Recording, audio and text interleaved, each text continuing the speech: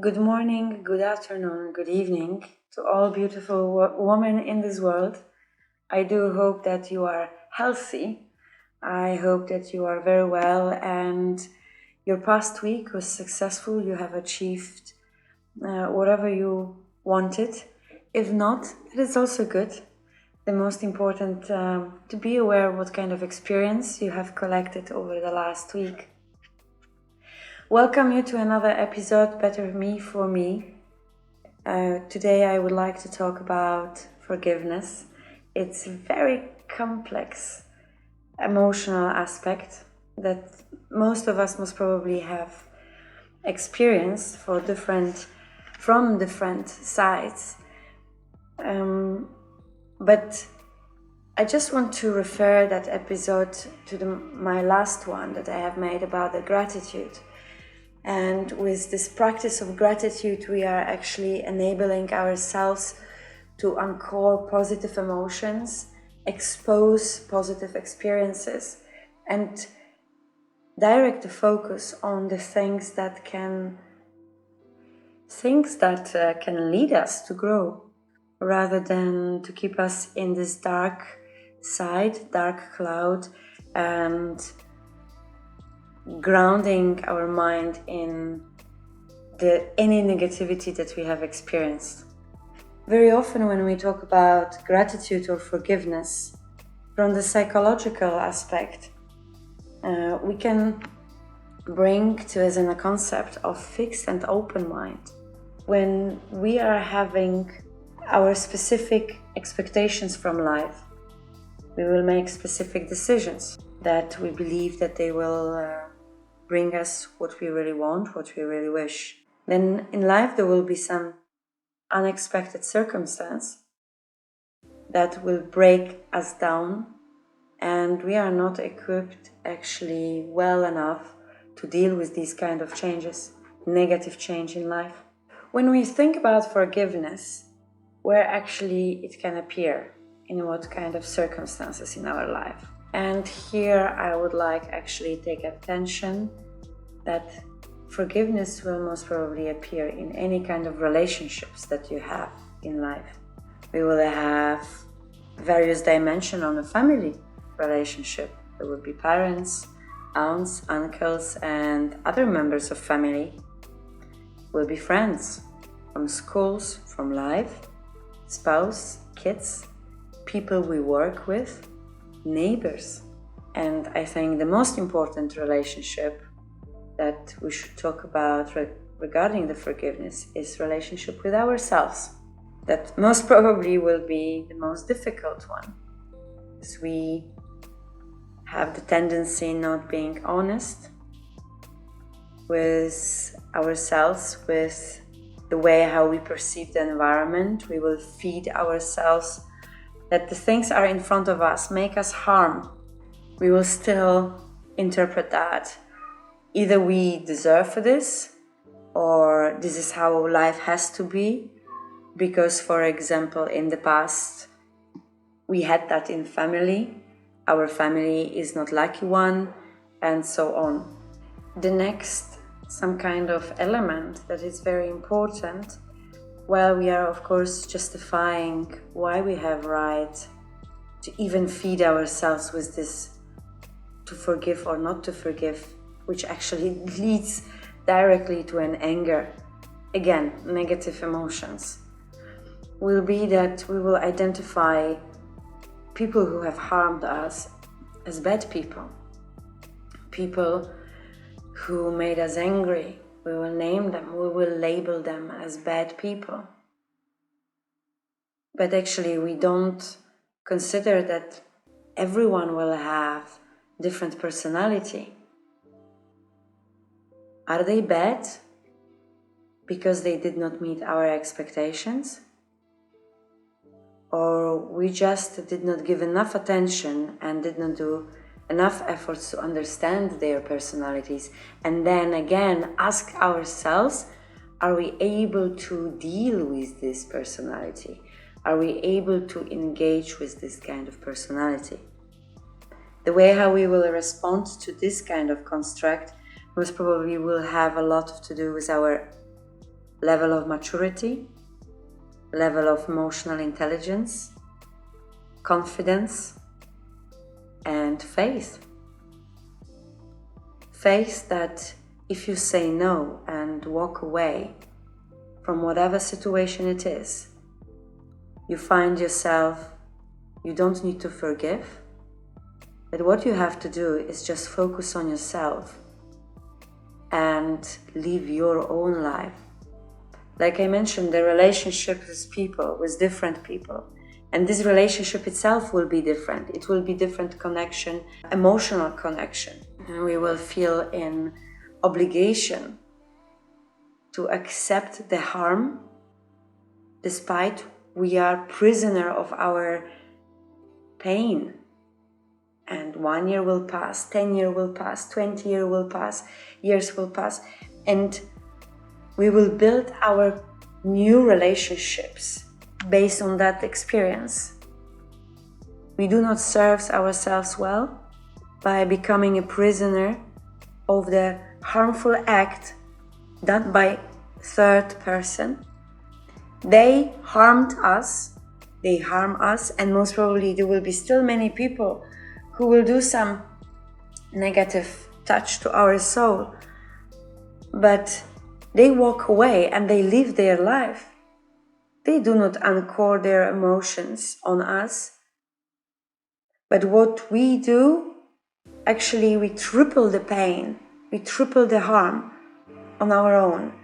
Because instead, through the power of faith, to just understand what had happened, apply emotional intelligence, what to do next, how to deal with situation next. Sometimes we are experiencing, sorry if my cats are making meow, I just today came back after more than a week of absence in the house, so they are having a crazy mind. And I do hope that they are meowing of the happiness that they can see me. But going back to the aspect of being a prisoner, we are sitting in this dark cloud for a very, very long time, harming ourselves, continuing harming others as well, because with these other close people, we will make them responsible for not understanding our emotions. But faith gives strength. Emotional intelligence is giving you ability to understand what to do next time when similar situation will happen. Most important, I think, is absolutely to admit, to forgive is very difficult task. But what can help actually is the reflection on ourselves. Why we can't forgive our ex-boyfriend, for example? Because we placed expectations on this other person. Why we can't forgive parents? Because we had the right to trust them. But today we are adult people. And by hanging yourself on the memories that your parents did harm to you, you are actually taking yourself away from building the positive experience of the childhood and relationship with the parent from your own child. Kids can do a lot of bad things. Kids can say a lot of bad things. If the child gives us harm, the child does not actually understand the complexity of harm.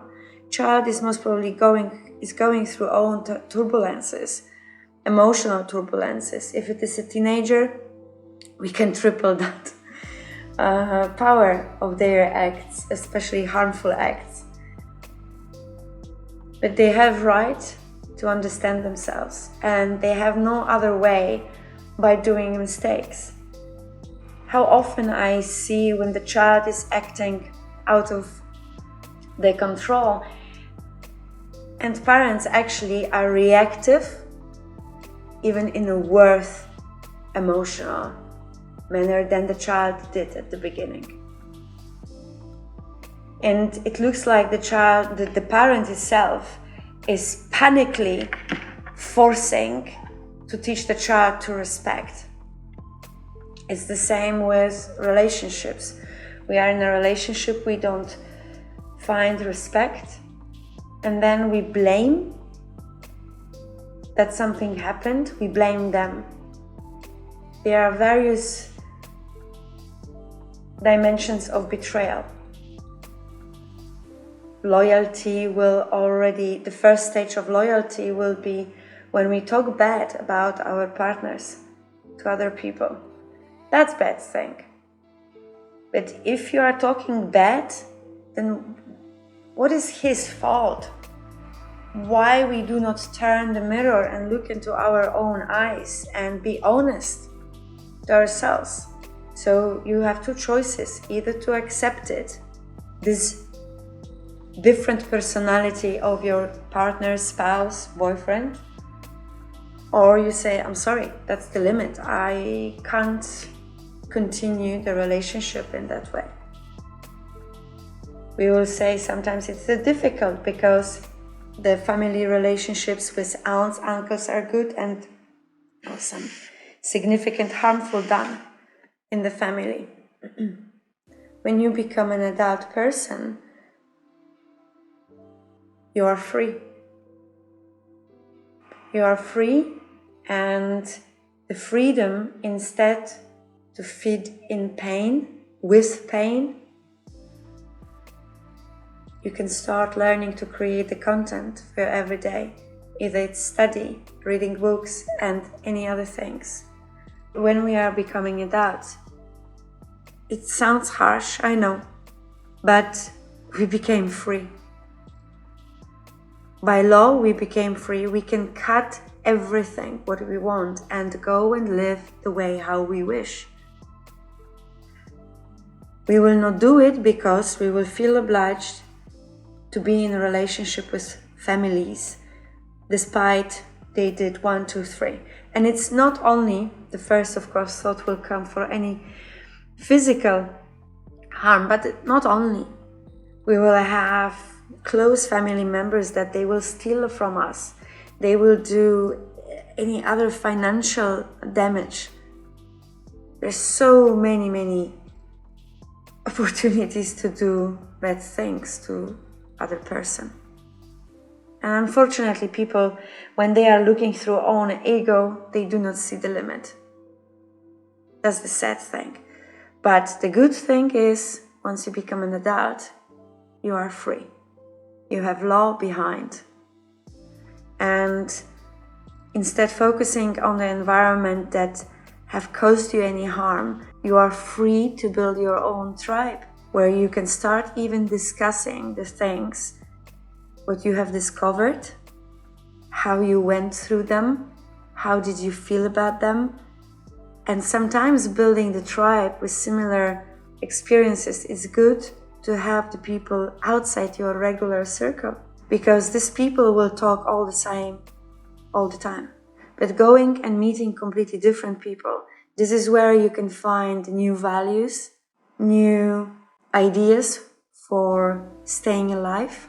But most important is not to allow the negativity to fulfill yourself with. I was recently doing the new post on my Instagram account, and the thought came to my mind: when the argue starts, it starts with us, with you as individual.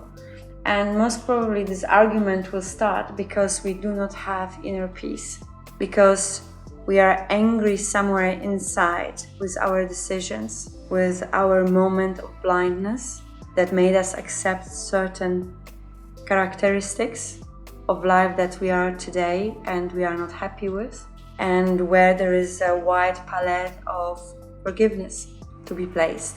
Do we have to forgive? I think not.